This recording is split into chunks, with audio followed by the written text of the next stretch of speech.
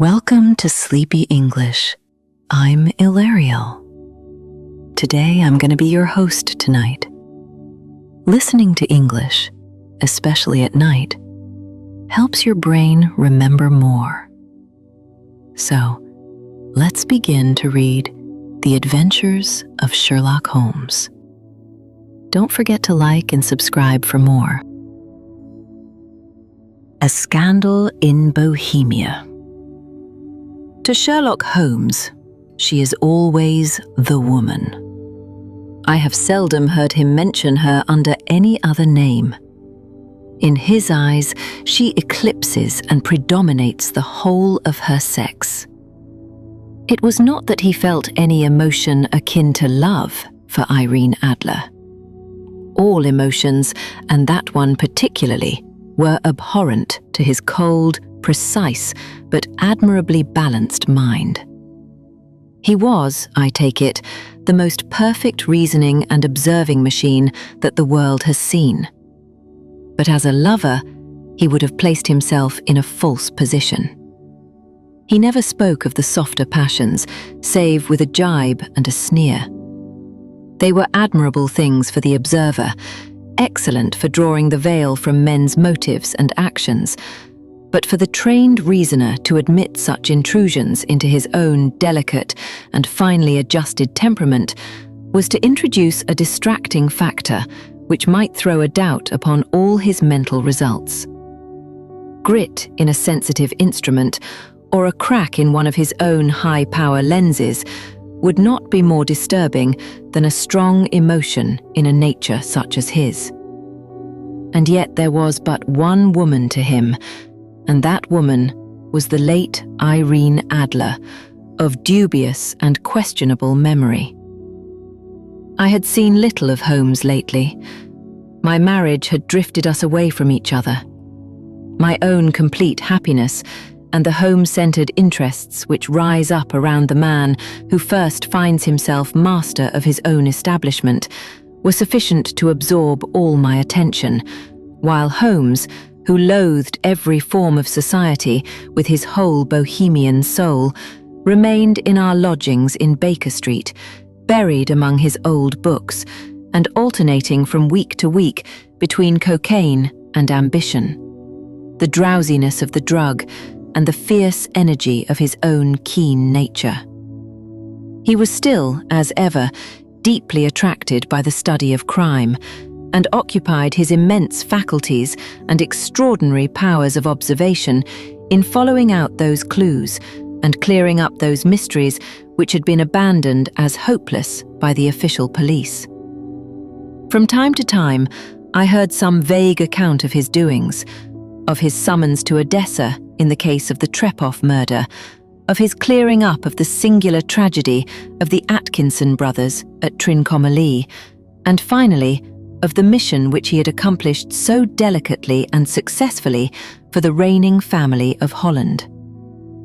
Beyond these signs of his activity, however, which I merely shared with all the readers of the daily press, I knew little of my former friend and companion.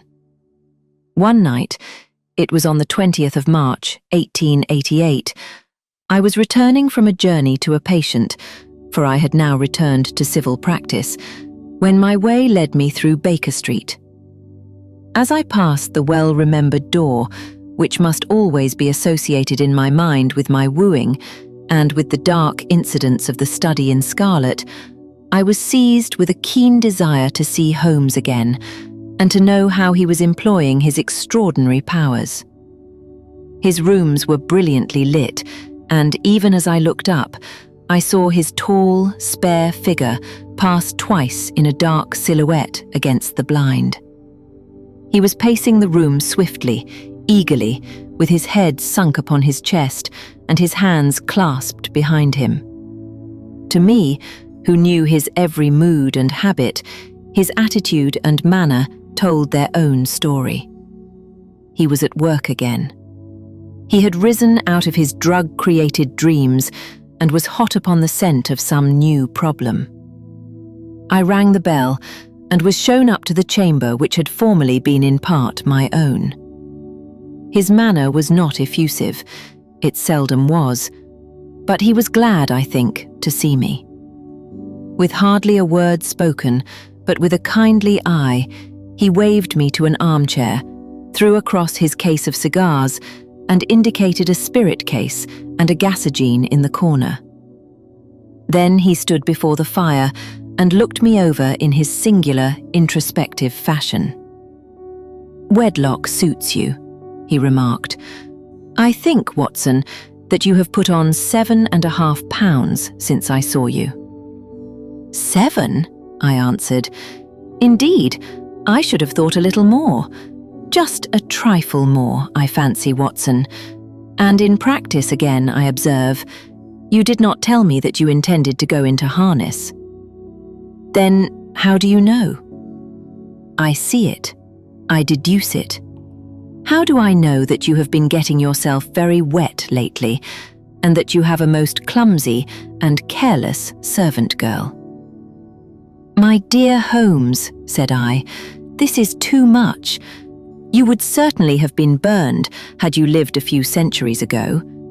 It is true that I had a country walk on Thursday and came home in a dreadful mess, but as I have changed my clothes, I can't imagine how you deduce it. As to Mary Jane, she is incorrigible, and my wife has given her notice, but there again, I fail to see how you work it out." He chuckled to himself and rubbed his long, nervous hands together. "That you had been out in vile weather, and that you had a particularly malignant boot-slitting specimen of the London slavey. As to your practice, if a gentleman walks into my rooms smelling of iodoform, with a black mark of nitrate of silver upon his right forefinger, and a bulge on the right side of his top hat to show where he has secreted his stethoscope, I must be dull indeed if I do not pronounce him to be an active member of the medical profession." I could not help laughing at the ease with which he explained his process of deduction. "When I hear you give your reasons," I remarked, "the thing always appears to me to be so ridiculously simple that I could easily do it myself, though at each successive instance of your reasoning I am baffled until you explain your process. And yet I believe that my eyes are as good as yours." "Quite so," he answered, lighting a cigarette and throwing himself down into an armchair. "You see, but you do not observe. The distinction is clear. For example, you have frequently seen the steps which lead up from the hall to this room." "Frequently." "How often?"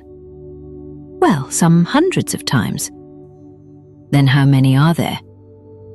"How many? I don't know." "Quite so. You have not observed, and yet you have seen. That is just my point. Now, I know that there are 17 steps because I have both seen and observed. By the way, since you are interested in these little problems, and since you are good enough to chronicle one or two of my trifling experiences, you may be interested in this." He threw over a sheet of thick, pink-tinted notepaper which had been lying open upon the table. "It came by the last post," said he. "Read it aloud." The note was undated and without either signature or address. "There will call upon you tonight at 7:45, it said, "a gentleman who desires to consult you upon a matter of the very deepest moment. Your recent services to one of the royal houses of Europe have shown that you are one who may safely be trusted with matters which are of an importance which can hardly be exaggerated. This account of you we have from all quarters received. Be in your chamber then at that hour, and do not take it amiss if your visitor wear a mask." "This is indeed a mystery," I remarked. "What do you imagine that it means?" "I have no data yet. It is a capital mistake to theorize before one has data. Insensibly, one begins to twist facts to suit theories instead of theories to suit facts. But the note itself, what do you deduce from it?" I carefully examined the writing and the paper upon which it was written. "The man who wrote it was presumably well-to-do," I remarked, endeavoring to imitate my companion's processes. Such paper could not be bought under ½ a packet. It is peculiarly strong and stiff." "Peculiar, that is the very word," said Holmes. "It is not an English paper at all. Hold it up to the light." I did so and saw a large E with a small g, a P, and a large G with a small t woven into the texture of the paper. "What do you make of that?" asked Holmes. "The name of the maker, no doubt, or his monogram, rather." "Not at all. The G with the small t stands for Gesellschaft, which is the German for company. It is a customary contraction like our co. P, of course, stands for papier. Now for the EG. Let us glance at our Continental Gazetteer." He took down a heavy brown volume from his shelves. "Iglo, Eglanitz, here we are, Egria. It is in a German-speaking country, in Bohemia, not far from Carlsbad. Remarkable as being the scene of the death of Wallenstein, and for its numerous glass factories and paper mills. Ha-ha, my boy, what do you make of that?" His eyes sparkled, and he sent up a great blue triumphant cloud from his cigarette. "The paper was made in Bohemia," I said. "Precisely. And the man who wrote the note is a German. Do you note the peculiar construction of the sentence? This account of you we have from all quarters received. A Frenchman or Russian could not have written that. It is the German who is so uncourteous to his verbs. It only remains, therefore, to discover what is wanted by this German who writes upon Bohemian paper and prefers wearing a mask to showing his face. And here he comes, if I am not mistaken, to resolve all our doubts." As he spoke, there was the sharp sound of horses' hoofs and grating wheels against the curb, followed by a sharp pull at the bell. Holmes whistled. "A pair, by the sand," said he. "Yes," he continued, glancing out of the window. "A nice little brougham and a pair of beauties, 150 guineas apiece. There's money in this case, Watson, if there is nothing else." "I think that I had better go, Holmes." "Not a bit, Doctor. Stay where you are. I am lost without my Boswell, and this promises to be interesting. It would be a pity to miss it." "But your client?" "Never mind him. I may want your help, and so may he. Here he comes. Sit down in that armchair, Doctor, and give us your best attention." A slow and heavy step, which had been heard upon the stairs and in the passage, paused immediately outside the door. Then there was a loud and authoritative tap. "Come in," said Holmes. A man entered who could hardly have been less than 6 feet 6 inches in height, with the chest and limbs of a Hercules. His dress was rich, with a richness which would, in England, be looked upon as akin to bad taste. Heavy bands of astrakhan were slashed across the sleeves and fronts of his double-breasted coat, while the deep blue cloak which was thrown over his shoulders was lined with flame-coloured silk and secured at the neck with a brooch which consisted of a single flaming beryl. Boots which extended halfway up his calves and which were trimmed at the tops with rich brown fur completed the impression of barbaric opulence which was suggested by his whole appearance. He carried a broad-brimmed hat in his hand, while he wore across the upper part of his face, extending down past the cheekbones, a black visored mask which he had apparently adjusted that very moment, for his hand was still raised to it as he entered. From the lower part of the face, he appeared to be a man of strong character, with a thick, hanging lip and a long, straight chin, suggestive of resolution pushed to the length of obstinacy. "You had my note?" he asked, with a deep, harsh voice and a strongly marked German accent. "I told you that I would call." He looked from one to the other of us, as if uncertain which to address. "Pray take a seat," said Holmes.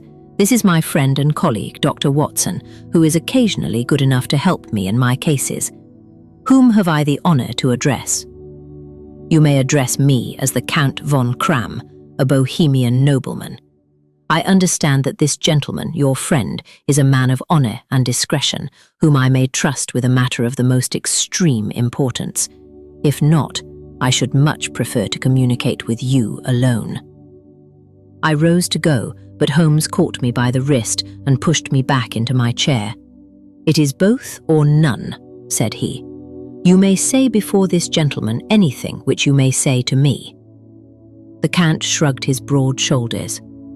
"Then I must begin," said he, "by binding you both to absolute secrecy for 2 years. At the end of that time, the matter will be of no importance. At present, it is not too much to say that it is of such weight it may have an influence upon European history." "I promise," said Holmes. "And I." "You will excuse this mask," continued our strange visitor. "The august person who employs me wishes his agent to be unknown to you, and I may confess at once that the title by which I have just called myself is not exactly my own." "I was aware of it," said Holmes dryly. "The circumstances are of great delicacy, and every precaution has to be taken to quench what might grow to be an immense scandal and seriously compromise one of the reigning families of Europe. To speak plainly, the matter implicates the great house of Ormstein, hereditary kings of Bohemia." "I was also aware of that," murmured Holmes, settling himself down in his armchair and closing his eyes. Our visitor glanced with some apparent surprise at the languid, lounging figure of the man who had been no doubt depicted to him as the most incisive reasoner and most energetic agent in Europe. Holmes slowly reopened his eyes and looked impatiently at his gigantic client. "If your Majesty would condescend to state your case," he remarked, "I should be better able to advise you." The man sprang from his chair and paced up and down the room in uncontrollable agitation. Then, with a gesture of desperation, he tore the mask from his face and hurled it upon the ground. "You are right," he cried. "I am the king. Why should I attempt to conceal it?" "Why indeed?" murmured Holmes. "Your Majesty had not spoken before I was aware that I was addressing Wilhelm Gottsreich Sigismund von Ormstein, Grand Duke of Kassel-Felstein and hereditary King of Bohemia." "But you can understand," said our strange visitor, sitting down once more and passing his hand over his high, white forehead. "You can understand that I am not accustomed to doing such business in my own person. Yet the matter was so delicate that I could not confide it to an agent without putting myself in his power. I have come incognito from Prague for the purpose of consulting you." "Then pray consult," said Holmes, shutting his eyes once more. "The facts are briefly these. Some 5 years ago, during a lengthy visit to Warsaw, I made the acquaintance of the well-known adventuress Irene Adler. The name is no doubt familiar to you." "Kindly look her up in my index, Doctor," murmured Holmes, without opening his eyes. For many years, he had adopted a system of docketing all paragraphs concerning men and things, so that it was difficult to name a subject or a person on which he could not at once furnish information. In this case, I found her biography sandwiched in between that of a Hebrew rabbi and that of a staff commander who had written a monograph upon the deep-sea fishes. "Let me see," said Holmes. Born in New Jersey in the year 1858. Contralto. La Scala. Prima Donna Imperial Opera of Warsaw. Yes. Retired from operatic stage. Living in London, quite so. Your Majesty, as I understand, became entangled with this young person, wrote her some compromising letters, and is now desirous of getting those letters back." "Precisely so. But how? Was there a secret marriage?" "None." "No legal papers or certificates?" "None." Then I fail to follow, Your Majesty. If this young person should produce her letters for blackmailing or other purposes, how is she to prove their authenticity? There is the writing. Pooh, forgery. My private notepaper. Stolen. My own seal. Imitated. My photograph. Bought. We were both in the photograph. Oh dear, that is very bad. Your Majesty has indeed committed an indiscretion. I was mad, insane. You have compromised yourself seriously. I was only Crown Prince then. I was young. I am but 30 now. It must be recovered. We have tried and failed. Your Majesty must pay. It must be bought. She will not sell. Stolen then. 5 attempts have been made. Twice, burglars in my pay ransacked her house. Once, we diverted her luggage when she travelled. Twice, she has been waylaid. There has been no result. No sign of it? Absolutely none. Holmes laughed. It is quite a pretty little problem, said he, but a very serious one to me, returned the king reproachfully. Very indeed. And what does she propose to do with the photograph? To ruin me. But how? I am about to be married. So I have heard. To Clotilde Lothman von Saxe-Meiningen, second daughter of the King of Scandinavia. You may know the strict principles of her family. She is herself the very soul of delicacy. A shadow of a doubt as to my conduct would bring the matter to an end. And Irene Adler? Threatens to send them the photograph, and she will do it. I know that she will do it. You do not know her, but she has a soul of steel. She has the face of the most beautiful of women, and the mind of the most resolute of men. Rather than I should marry another woman, there are no lengths to which she would not go. None. You are sure that she has not sent it yet? I am sure. And why? Because she has said that she would send it on the day when the betrothal was publicly proclaimed. That will be next Monday. Oh, then we have 3 days yet, said Holmes with a yawn. That is very fortunate, as I have 1 or 2 matters of importance to look into just at present. Your Majesty will, of course, stay in London for the present? Certainly. You will find me at the Langham, under the name of the Count von Cram. Then I shall drop you a line to let you know how we progress. Pray do so. I shall be all anxiety. Then, as to money? You have carte blanche. Absolutely? I tell you that I would give one of the provinces of my kingdom to have that photograph. And for present expenses? The king took a heavy chamois leather bag from under his cloak and laid it on the table. There are £300 in gold and 700 in notes, he said.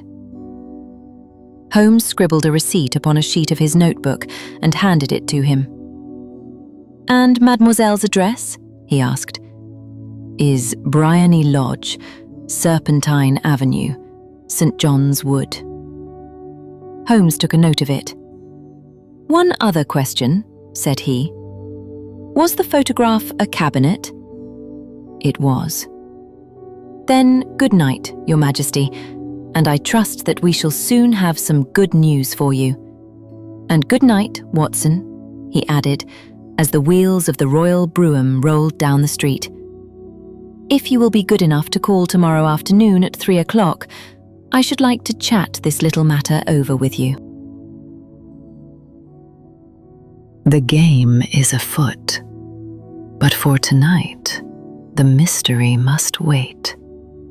Rest well and I will see you for the next chapter.